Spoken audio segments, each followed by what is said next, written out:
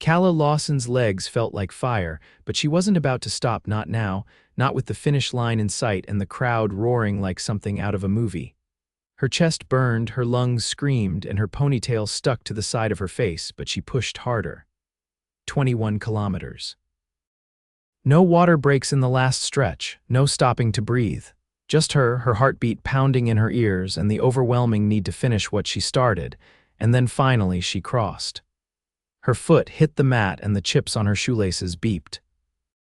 She staggered, gasping, half laughing, half crying. The world blurred around her as someone shoved a medal into her hand and another person wrapped a foil blanket around her shoulders. "Miss, water," a deep voice said, right in front of her. She looked up, blinking through the sweat, and saw a man holding out a bottle of water. He wasn't in a volunteer shirt, but he had the lanyard and badge. His hair was dark and pushed back like he'd tried to tame it and gave up halfway. There was a scar on his jaw, barely visible under stubble, and eyes so sharply blue they almost looked unreal. "God, yes," Calla said, grabbing the bottle from him with shaking hands. "Thank you," he smiled, more subtle than showy. "You earned it." She chugged the water like it was liquid gold, not even caring that half of it spilled down her chin. "I think my legs have stopped working." "You just ran 13 miles, he said. "They've earned a little rebellion." 13.1, she corrected, breathlessly. "Let's not cheat the one." That made him laugh. "Fair enough," he offered his hand casually. "I'm Owen, I was helping out." Calla squinted up at him. "Don't take this the wrong way, but you don't look like a hydration volunteer." "I'm not, I sponsor the race. And I like being here when it finishes." Calla blinked. "Sponsor like your company?" "Something like that," he said, eyes twinkling but not elaborating. She didn't press. She was too tired, and her legs were starting to wobble. "I'll walk you to the resting tents," he offered, already moving to her side. "Or carry you if you collapse. I've done both," she laughed. "Let's try walking first." He matched her pace, slow and patient. She was limping a little, one heel protesting, but he didn't rush her. The resting area wasn't far. White tents, medics, bananas, and too many foil blankets. She found a chair and sank into it with a groan. "You okay?" he asked, crouching in front of her now. "Yeah, just a little dead." "You're incredible, you know that." Her head snapped up. "What?" he shrugged. "I watched you come in, you didn't slow, you finished like your life depended on it." Something in her chest tightened. "It kind of did." He didn't ask what that meant, he just nodded. "You want anything else? Banana, Gatorade, chocolate bar the size of your face," she grinned. "You're really good at this whole race support thing." "I have my moments." "Okay, chocolate bar," she said. He actually did. It disappeared for less than 2 minutes and came back with a massive bar of dark chocolate and held it out like a peace offering. "Calla," she said as she took it. My name, you gave me water and snacks, you earned it." "Calla," he repeated like he was testing how it felt. She smiled, tearing the wrapper open. "Thanks, Owen." "You're not so bad." He gave her a look that made her stomach flip, but then a woman called her name, a friend from the charity she ran for, and Owen stepped back. "I'll let you recover," he said, "but congratulations." "Seriously?" She nodded, distracted, and then he was gone, swallowed into the crowd. It wasn't until later, when she was in the backseat of her rideshare, medal around her neck and chocolate all gone, that she realized she hadn't even asked his last name. 3 days passed before she saw him again. She was at the neighborhood cafe, waiting for her overpriced cappuccino, when she saw him sitting at a corner table, laptop open, phone to his ear, and looking way too polished for someone in a place that served avocado toast in paper boats. He looked up and saw her just as she saw him. His face lit up. "Calla," he said, standing quickly. "Hey," she stared. "Do you live in this neighborhood?"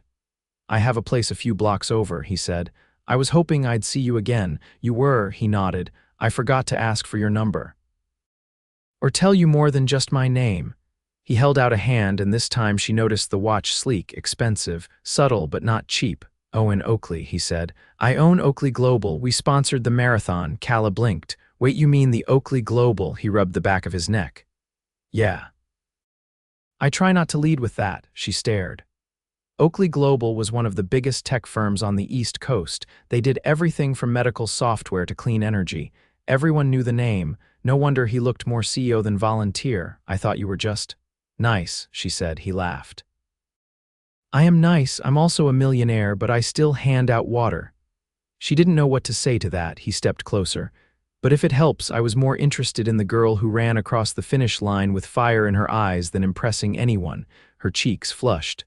That's a good line. It's not a line. She met his eyes, breath catching. There was something about the way he looked at her, like this wasn't a coincidence, like he wasn't going to let it be. Coffee with me? He asked. She hesitated a second, then nodded. Yeah, she said. I'd really like that. Is this where you bring all the girls you charm with post-marathon chocolate? Kala asked, eyeing the sleek black car that waited at the curb. It wasn't flashy, but the polished finish, quiet purr of the engine, and the driver standing beside it in a tailored overcoat told her everything she needed to know. No, Owen said, holding the door open. I usually start with dinner, not dessert. She raised an eyebrow but slid into the back seat. The interior smelled like leather and cedarwood, and the seats hugged her like they'd been custom-built for comfort. He joined her on the other side, giving the driver a quick nod. They pulled away from the cafe like it was all perfectly ordinary. It wasn't. Kala had never been in a car with tinted windows and a driver who wore cufflinks. She folded her hands in her lap and glanced sideways at him. So, what exactly does Oakley Global do? I mean, beyond sponsoring races and giving random women rides, he gave her a sideways glance. We develop software that helps optimize hospital systems, scheduling, diagnostics, predictive analysis. Unsexy stuff unless you're a surgeon who wants to get home before midnight. That actually sounds very sexy to surgeons. I'll take the compliment, she laughed, then watched the city blur past the window. I assumed tech millionaires lived in Silicon Valley and talked about crypto over green juice. He tilted his head. I'm allergic to green juice, and I prefer cities that have seasons and people who don't think disruption is a personality. Fair, she said, then paused. Where are we going? You'll see. The car rolled to a stop in front of a building with a limestone facade and wrought iron balconies. A valet stepped forward, opening the door. Kala hesitated only a second before stepping out. This is dinner, she asked. It's a private gallery. They're between exhibits, so I borrowed it for the night. You what? He smiled, not smug, just quietly pleased. You said you like art. I read your fundraiser bio. Her mouth opened. You looked me up. Of course I did. She crossed her arms, but her lips twitched. That's either very thoughtful or very stalker adjacent. I'll risk it. Inside, the space was softly lit, with tall white walls and a single long table set for two beneath a high skylight. The table was laid with flickering candles and crystal glasses. A string quartet played somewhere out of sight, the music subtle and haunting. Kala stood very still. This is not normal. No, it isn't, he agreed, but you're not either. She narrowed her eyes at him, but her breath had already caught in her throat. He pulled out her chair. She sat. The food wasn't showy, it was elegant and warm. Roasted vegetables in a honey glaze, a sea bass that flaked under her fork, and a dessert that tasted like a cloud wrapped in caramel. Halfway through the meal, she leaned back and looked at him. Why me? He didn't pretend not to understand. I meet a lot of people who want to be seen, he said. You didn't. You were too busy pushing yourself to care who was watching. He paused. I notice people like that. She considered that. You're used to being the one watched, aren't you? He didn't answer right away. Then he said, it comes with the territory. And do you like it? Not especially, but it's useful. She sipped her wine. You're good at saying a lot without saying much. You're good at asking questions people usually avoid. Part of running a charity. You get used to uncomfortable conversations. He raised an eyebrow. You run it. I started it, after my sister died. She battled a heart condition for years. The hospital she was treated at didn't have the infrastructure to keep up, missed a critical window. She was 25. His face didn't flinch, but something behind his eyes shifted. I'm sorry. It's okay, she said softly. I'm not telling you for sympathy, it's just the truth.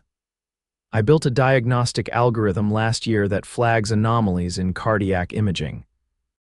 It's being tested in 22 hospitals right now. Kala stared at him. You're serious? He nodded. She looked down at her plate. That would have changed everything. That's why I built it. Silence pulsed between them for a moment, then she looked up again, her voice steady. "You don't talk about your personal life much, do you?" "No, but you know a lot about mine. I'd like to change that, balance the scales."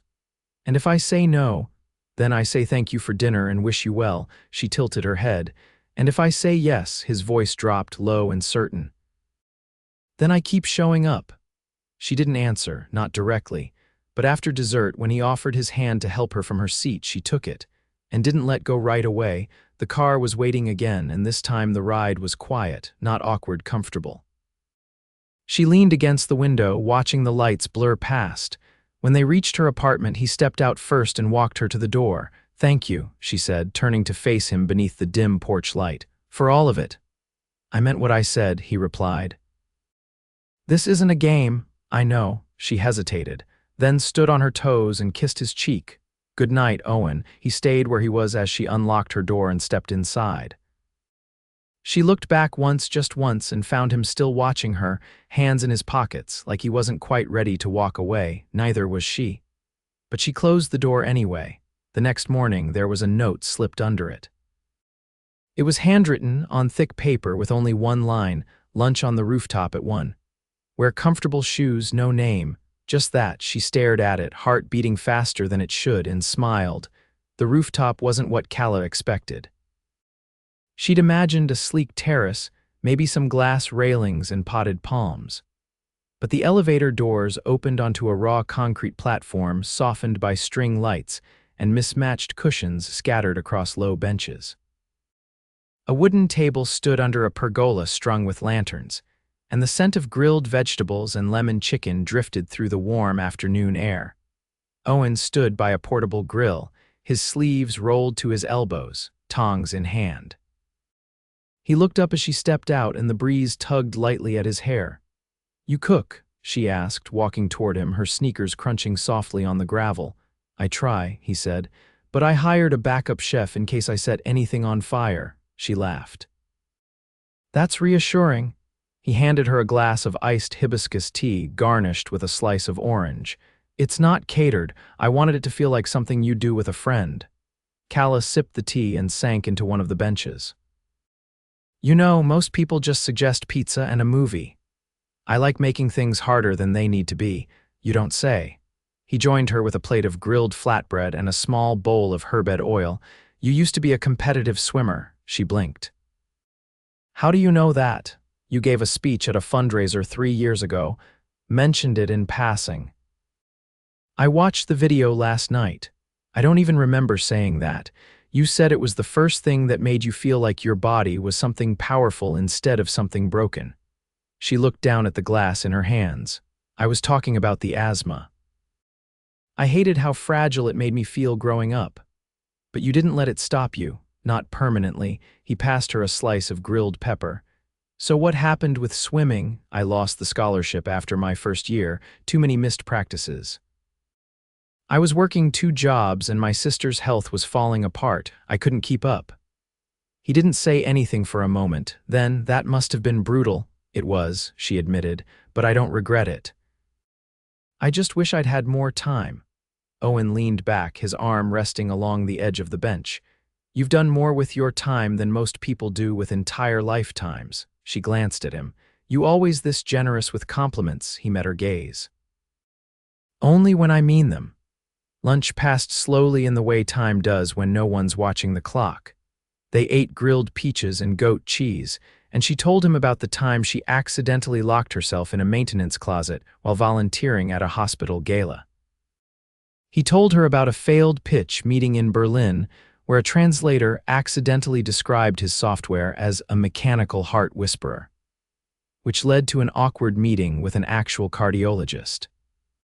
When the sun dipped lower, casting gold across the buildings, she stood and walked to the edge of the rooftop.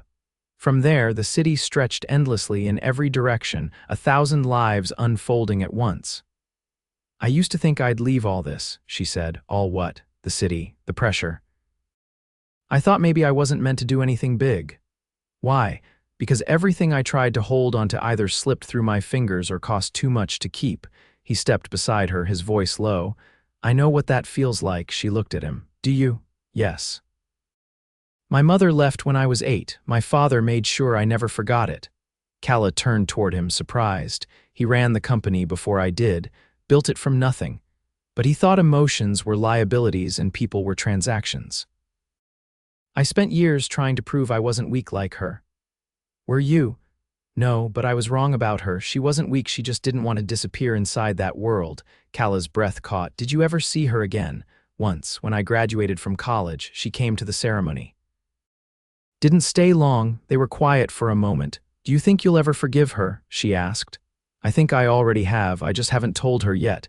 She reached out, her fingertips brushing his. He didn't pull away. I didn't expect any of this, she said. Not the marathon. Not you. I didn't either. He stepped closer, and there was something unspoken in the space between them, something neither of them had dared say aloud until now. I want more than a few rooftop lunches, he said. Calla's breath hitched.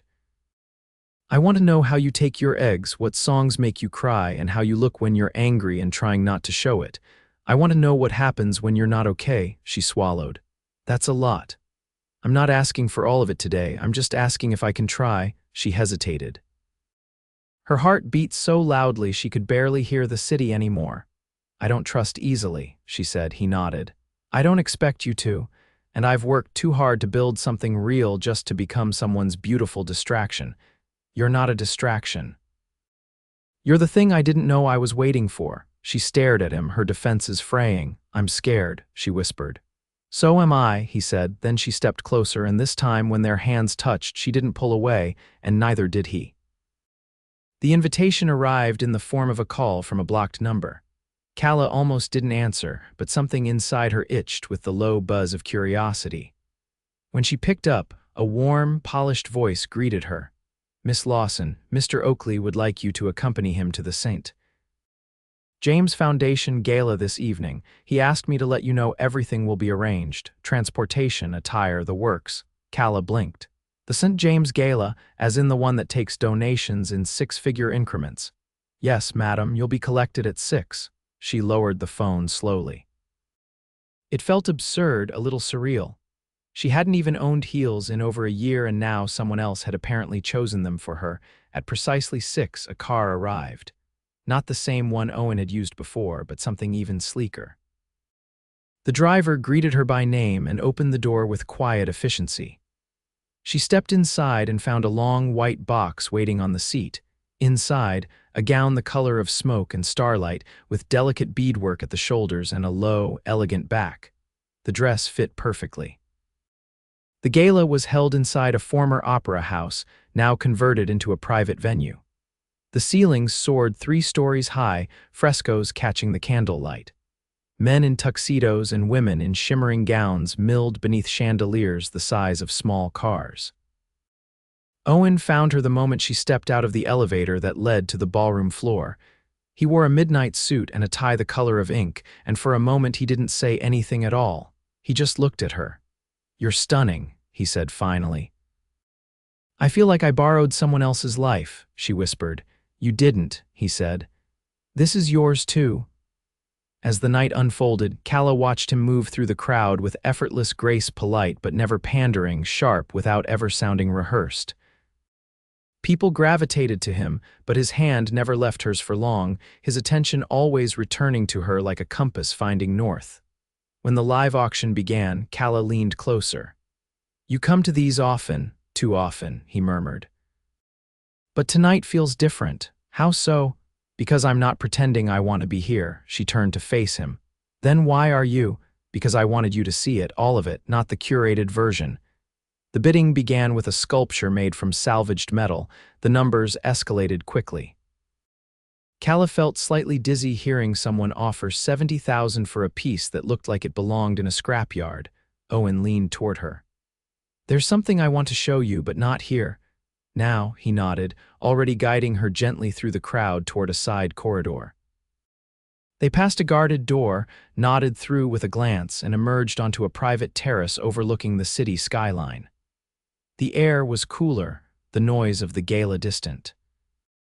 I asked the foundation to consider allocating a portion of this year's donations to cardiac access programs, Owen said, resting his hands on the railing. They agreed. 50% of tonight's proceeds will fund diagnostic equipment in under-supported hospitals. Calla froze. You did that. There's more, he said. Oakley Global is matching the total raised tonight dollar for dollar. She stared at him, speechless. I didn't tell you sooner because I didn't want it to feel like a performance. But I thought maybe if your sister had had access to better care, someone like her might still be here. And if I can change that for someone else, I want to. Her throat tightened. You didn't have to do this, I know, but I wanted to. She stepped closer, her voice barely above a whisper. You keep doing these things that make it impossible not to trust you. His eyes didn't waver. Then trust me. She shook her head once, a slow, full motion, not in denial but in wonder. I do. He took her hands, his palms warm against the night air. I've spent years building something that mattered on paper, but nothing has made me feel more alive than the past few weeks with you. I don't know what this is supposed to look like, she said. I've never let anyone this close. Then let's figure it out together. The silence between them stretched, not empty but full of promises, of things unspoken but understood. Behind them, the gala was still in motion, but it felt miles away. Dance with me, he said suddenly. I don't hear music. Then we'll make our own. He pulled her gently into his arms, and they swayed beneath the open sky, the city lights flickering around them. Her gown whispered against his suit, her head resting against his chest. Time slowed. Later that week, she stood beside him at a press conference where the foundation publicly announced the new medical initiative. Cameras flashed, but she didn't flinch. She was no longer just a guest at someone else's table. She was part of the reason the project existed. Afterward, Owen slipped his hand into hers as they stepped away from the podium. You know, he said, I never imagined falling in love would start with handing someone a water bottle. She laughed softly. I never imagined it would end with a ballroom and a rooftop. It's not ending, he said. This is just the beginning. 3 months later, he took her back to the rooftop, but this time it wasn't strung with lanterns. It was transformed with fairy lights woven through branches, soft rugs underfoot, and a table set for two where their story had first shifted. He didn't kneel. He didn't need to. He stood in front of her, his voice steadier than it had ever been. You said you wanted something real, so did I. And one day I woke up and realized it was standing right in front of me with dirt on her shoes and fire in her eyes. She covered her mouth, tears rising. I love you, he said.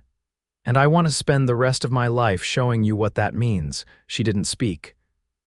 She just threw her arms around him and whispered, yes. As the sky deepened into twilight and the string lights blinked to life, he slipped a ring onto her finger, simple, elegant, and exactly right. And when she kissed him, she knew without a doubt that she had crossed the most important finish line of all. The door to the townhouse swung open before Calla could ring the bell. Owen stood in the frame, jacket off, sleeves rolled, and a streak of charcoal dust across one cheek. You're early, he said, a grin tugging at the corners of his mouth. You said to come by whenever, she replied, stepping inside. Besides, I was too curious to wait. He kissed her temple as she passed. Then come see. She followed him through the front hall and into what had once been a formal sitting room. The space had been stripped down to bare wood beams and whitewashed walls, sunlight pouring in through the tall windows. In the center stood a massive canvas propped on an easel, covered in bold, sweeping strokes of deep navy and gold. It's yours, he said simply. Wait, you painted this. I did. It's terrible, I know. She stepped closer, eyes tracing the chaotic beauty of the lines and texture. It's not terrible, it's honest.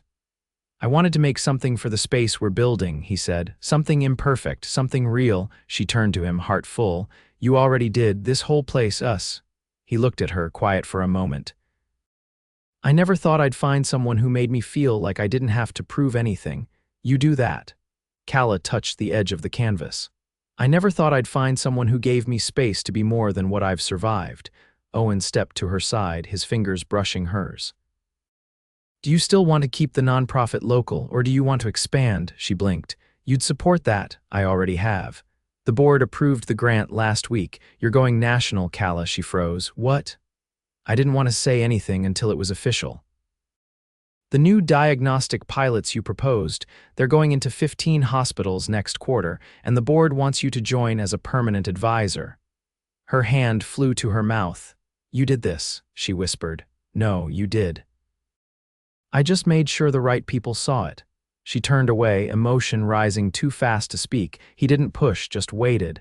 When she faced him again, her eyes were glassy, but her voice was steady. "Why do you keep doing this for me?" His expression softened. "Because I love you. And because loving you means helping you become everything you were meant to be, not just everything the world expected you to settle for." She reached out, wrapping her arms around his neck. "Then marry me." His brows lifted. "Are you asking me?" "I am." He laughed, low and warm, and kissed her fiercely before pulling back just enough to speak. "Only if we do it next week," he said. "I'm not waiting another minute. I already have the perfect dress," she said. "Remember that gala? It's hanging in the back of my closet." Then it's settled. They didn't announce it with fanfare, no press, no photographers. Just a handful of people, her closest friend from the nonprofit, his head of strategy who cried harder than anyone, and a justice of the peace who looked entirely too pleased to be marrying a tech mogul in a converted greenhouse. The ceremony was held beneath a canopy of white wisteria.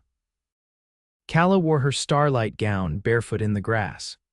Owen had insisted on a suit but left his tie behind. They wrote their own vows. Hers spoke of second chances. His spoke of finally feeling whole. When they kissed, it was slow and certain, no longer a question but an answer. That evening they returned to the townhouse. He carried her up the stairs, laughing when she shrieked as he bumped her elbow against the doorframe. "You did that on purpose," she accused. "I genuinely didn't," he said. "But I'd do it again if it meant hearing you squeal like that." She shoved him playfully and then pulled him down beside her on the bed. The windows were open, the breeze soft with spring, and the sounds of the city drifting in like background music. "You're not going to get bored, are you?" she asked, brushing her hand along his jaw. "Of what?" "This, us quiet nights, unflashy dinners, Sunday mornings full of laundry and bills." He rolled to face her. "I've had more flash and noise than most people get in a lifetime. But I've never had someone who looks at me like I'm worth staying for. I'll never get bored of that." She smiled, tucking herself against his chest. "Good, because I'm not going anywhere." He kissed her hair and held her tighter. In the following months, her nonprofit expanded into 3 new states. She flew out to oversee the first installations herself, but always came home to find Owen waiting at the gate, no matter the hour. He built out a wing in his office building to house her new headquarters, and took to quietly slipping notes into her planner, reminders to pause, to breathe, to eat something other than granola bars. He started painting more, not for exhibitions, just for her. Their walls slowly filled with canvases that told the story of their life together.